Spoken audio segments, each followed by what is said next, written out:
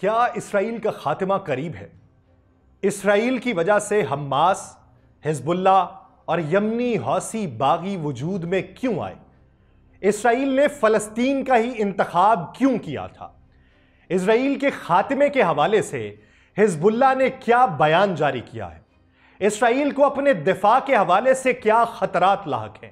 اسرائیل کی بنیاد کے اندر گریٹر اسرائیل کی جڑیں مضبوط کیوں ہوئی تھیں؟ اسرائیل کے آغاز پر سلطنت عثمانیہ کی طرف سے منہ توڑ جواب کیا دیا گیا تھا؟ اسرائیل کو عرب ممالک سے کیا خطرات لاحق ہیں؟ آپ سب پر سلامتی ہو، میں یاسر رشید ہوں اور آپ دیکھ رہے ہیں 92 ڈیجیٹل۔ ناظرین، صہیونی تحریک کی ابتدا 19ویں صدی کے اواخر میں یورپ کے اندر بڑھتی ہوئی یہود دشمنی کے خلاف ایک رد عمل کے طور پہ ہوئی تھی۔ یورپی معاشروں میں یہودیوں کو مسلسل امتیازی سلوک، جلا وطنی اور تشدد کا سامنا تھا۔ اس ویلاگ کے اندر میں یہ بتاؤں گا کہ شروع سے لے کے آخر تک حالات نے کیا کیا کروٹ بدلی ہے اور حالات مزید کیا کروٹیں بدلیں گے۔ روزانہ کی بنیاد پہ آپ کو روزمرہ کی حالات کی دستیابی اور اس کی معلومات تک پہنچانا مقصود ہوتا تھا، لیکن آج صورتحال کچھ مختلف ہے۔ آج آپ کو جڑ سے لے کے اس تناور درخت کی پوری کہانی سناؤں گا کہ اس کی شاخیں کیسے بڑھیں، کیسے پھلی پھولی، کیسے کاٹنے کے در پہ ہیں، یا وہ دیگر پوری جگہ کو اپنی چھاؤں میں لینے کے لیے کیا اقدامات اٹھا رہا ہے۔ یہودی دانشوروں اور رہنماؤں نے آغاز کے اوپر اپنی ایک علیحدہ قومی ریاست کے قیام کی ضرورت محسوس کی۔ اسی وقت آسٹریا کا ایک صحافی تھا، تھیوڈور ہیرزل، اس نے صہیونی تحریک کی بنیاد رکھی تھی اور ایک کتاب لکھی تھی دا جیوش سٹیٹ۔ یہ 1896 کے اندر شائع ہوئی تھی۔ اس میں اس نے یہودیوں کے لیے ایک علیحدہ ریاست کے قیام کی تجویز دی۔ اس کا موقف یہ تھا کہ یہودیوں کو یورپ میں کبھی بھی مکمل مساوی حقوق حاصل نہیں ہو سکتے اور اس کی سلامتی کے لیے ضروری ہے کہ وہ ایسی جگہ پر آباد ہوں جہاں ان کے مذہب، ثقافت اور شناخت کو تحفظ مل سکے۔ 1897 میں تھیوڈور ہیرزل نے سوئٹزرلینڈ کے شہر باسل میں پہلی صہیونی کانگریس کا انعقاد کیا۔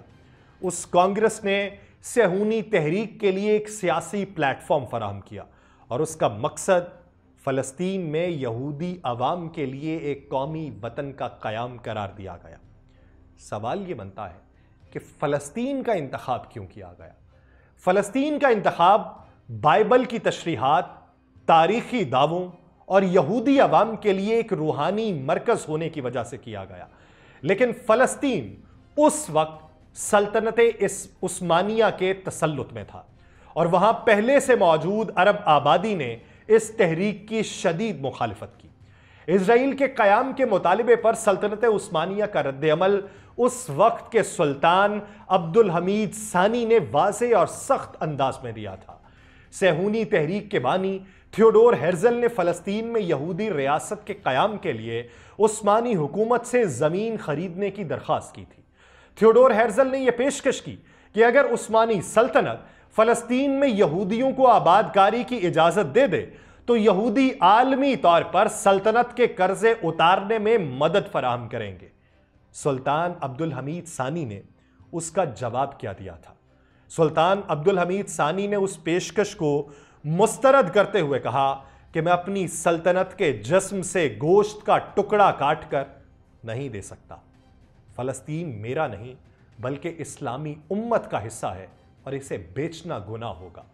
سلطان کا یہ موقف فلسطین کی اسلامی اور تاریخی حیثیت کے تحفظ پر مبنی تھا۔ سلطان نے واضح کیا کہ وہ فلسطین کی زمین کسی قیمت پر فروخت نہیں کریں گے اور یہ مسلمانوں کے لیے مقدس مقام کی حیثیت رکھتی ہے۔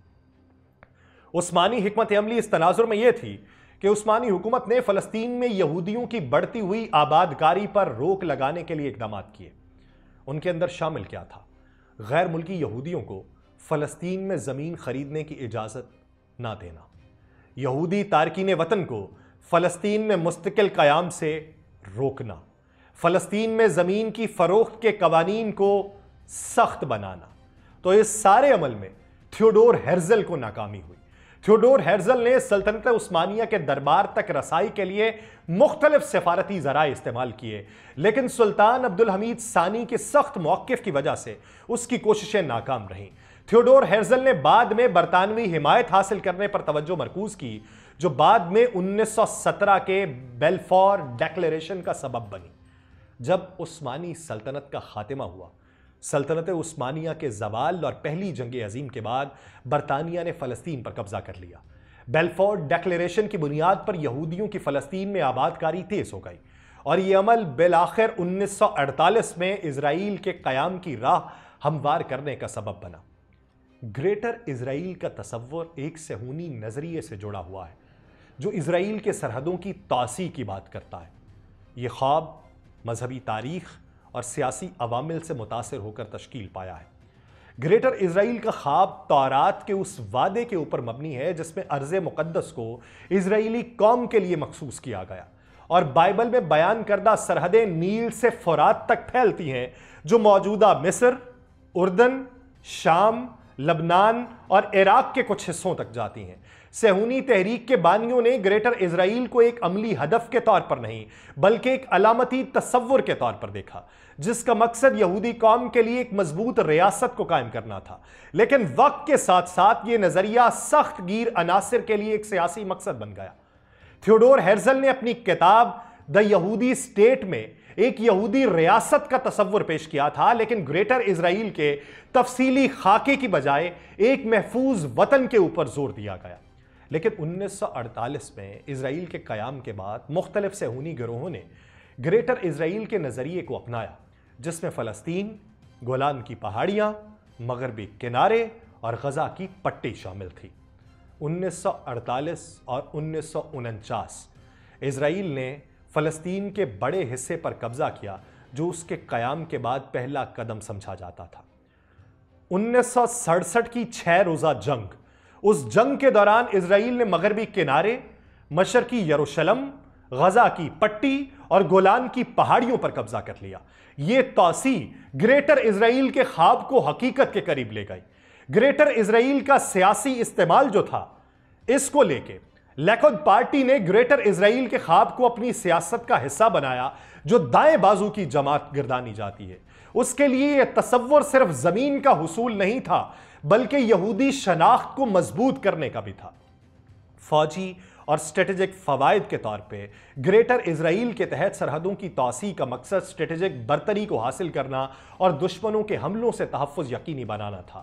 گریٹر اسرائیل کے تصور کو بنیاد بنا کر فلسطینی زمین پر یہودی آباد کاری کو بڑھایا گیا، جس سے فلسطینیوں کی خود مختاری کو محدود کیا گیا۔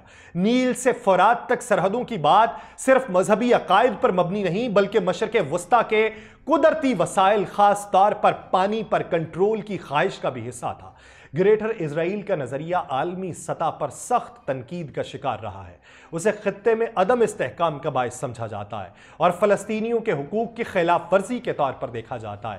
اقوام متحدہ اور دیگر بین الاقوامی ادارے اسرائیل کی توسیعی پالیسیز کی مخالفت کرتے رہے ہیں۔ اگر اسرائیل فلسطین کے اوپر حق نہ جتاتا تو حماس، ایران، حزب اللہ اور یمنی حوثی جیسی تنظیموں کی مخالفت کے امکانات مختلف ہو سکتے تھے، کیونکہ ان کے اسرائیل مخالف موقف کی جڑ فلسطین کے تنازع اور صہیونی تحریک کی پالیسی سے جڑی ہوئی ہیں۔ آج بہت کہا جاتا ہے کہ حماس اسرائیل کے مخالف ہے، دہشت گردانہ کارروائیاں کرتا ہے، حزب اللہ دراندازی کرنا چاہتا ہے، یمنی حوثی جو ہے وہ حملے کرتے ہیں، ایران ان کی پشت پناہی کرتا ہے۔ اگر یہ حق نہ جتا رہا ہوتا اسرائیل تو ان کے پاس یہ مقاصد ہی نہ ہوتے۔ حماس فلسطین کے لیے ایک مزاحمتی تحریک کے طور پر قائم ہوئی تھی، جس کا بنیادی مقصد اسرائیلی قبضے کا خاتمہ اور ایک آزاد فلسطینی ریاست کا قیام تھا۔ اگر اسرائیل فلسطین پر دعویٰ نہ کرتا تو حماس کی تشکیل کی ضرورت ہی پیش نہ آتی۔ اس تنظیم کا پورا بیانیہ فلسطینی عوام کی آزادی اور اسرائیل کے خلاف مزاحمت پر مبنی ہے۔ حزب اللہ 1982 میں لبنان میں اسرائیل کی مداخلت کے جواب میں وجود میں آئی تھی۔ یہ تنظیم اسرائیلی قبضے کے خلاف لبنانی عوام کے حقوق کے تحفظ کے لیے بنائی گئی تھی۔ اگر اسرائیل فلسطین اور لبنان میں اپنی توسیع پسندانہ پالیسی سے باز رہتا تو حزب اللہ کے قیام اور اس کے اسرائیل مخالف موقف کی بنیاد ہی ختم ہو جاتی۔ ایران کا اسرائیل کے مخالف موقف نظریاتی اور جغرافیائی سیاست کے اوپر مبنی ہے۔ ایران کے اسلامی انقلاب جو 1979 میں آیا تھا، اس کے بعد فلسطین کے مسئلے کو اہمیت دی گئی اور اسرائیل کو مسلمانوں کے حقوق پر قبضہ کرنے والی ریاست قرار دیا گیا۔ ایران کے اسرائیل کے ساتھ مخالفت کا ایک بڑا حصہ فلسطین کے مسئلے سے جڑا ہوا ہے۔ اگر فلسطین کا تنازع نہ ہوتا تو ایران کی اسرائیلی مخالفت کا نظریاتی پہلو کمزور ہو جاتا۔ یمنی حوثی تحریک انصار اللہ کا اسرائیل کے ساتھ براہ راست کوئی تنازع نہیں تھا، لیکن ایران کی حمایت کی وجہ سے یہ تنظیم بھی اسرائیل مخالف بیانیہ اپناتی ہے۔ حوثیوں کی اسرائیل مخالف اپوزیشن کا زیادہ تر تعلق ایران کی اسرائیل مخالفت سے ہے، جو فلسطین کے مسئلے پر مبنی ہے۔ اگر اسرائیل فلسطین پر دعوے نہ کرتا تو ان تنظیموں کے قیام اور ان کی اسرائیل مخالفت کے امکانات محدود ہو سکتے تھے، کیونکہ ان کے زیادہ تر بیانی اور مقاصد فلسطین کے مسئلے کے ساتھ جڑے ہوئے ہیں۔ خطے میں دیگر مسائل جیسے جغرافیائی سیاست، طاقت کا توازن اور مذہبی اختلافات کے باعث ممکنہ طور پہ کسی حد تک مخالفت باقی رہ سکتی تھی، لیکن اس کی شدت اور نوعیت مختلف ہوتی۔ حزب اللہ کے سربراہ حسن نصر اللہ نے کہا تھا کہ اسرائیل جو ہے یہ ختم ہو جائے گا۔